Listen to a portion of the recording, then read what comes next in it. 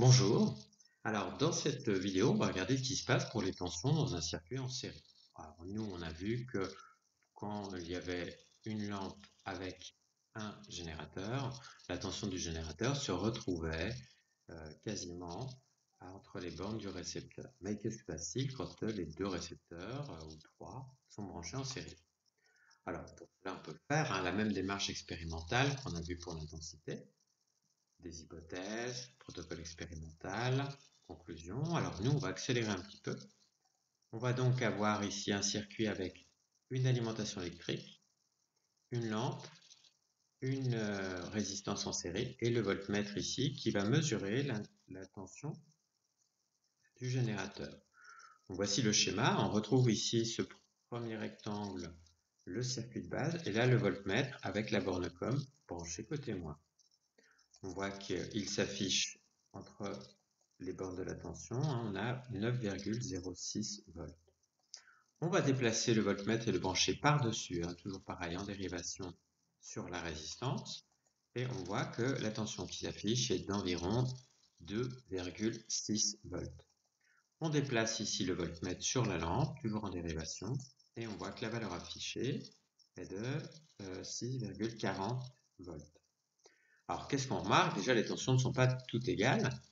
Par contre, on va partager tension du générateur, donc 9,06 volts, et puis on va regrouper les tensions des récepteurs. Donc 2,60 volts plus 6,40 volts, ça fait 9 volts.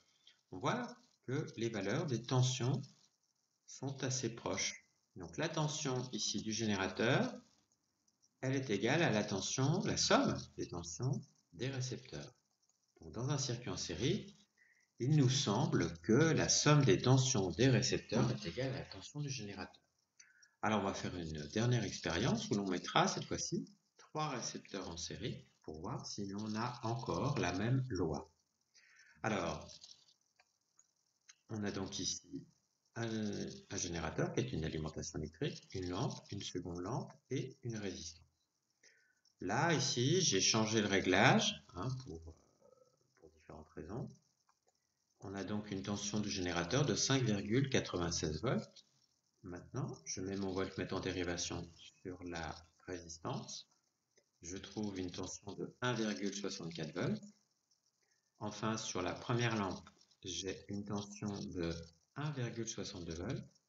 Et la troisième lampe, j'ai une tension de 2,66 volts. De la même façon, est-ce que je retrouve que la tension du générateur est égale à la somme des tensions des récepteurs? On fait le calcul. On trouve ici que la somme des tensions des récepteurs est de 5,92 volts, et donc ce qui est sensiblement égal à la tension du générateur aux incertitudes près. Donc, c'est notre première loi qu'on appelle la loi des mailles. Dans les circuits en série, la somme des tensions des récepteurs doit être égale à la tension du générateur.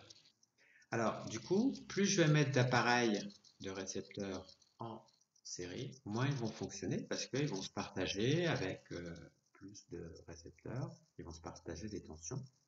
Et donc, du coup, plus il y a de récepteurs en série, plus leur tension diminue et plus ils fonctionnent moins bien. Voilà, merci.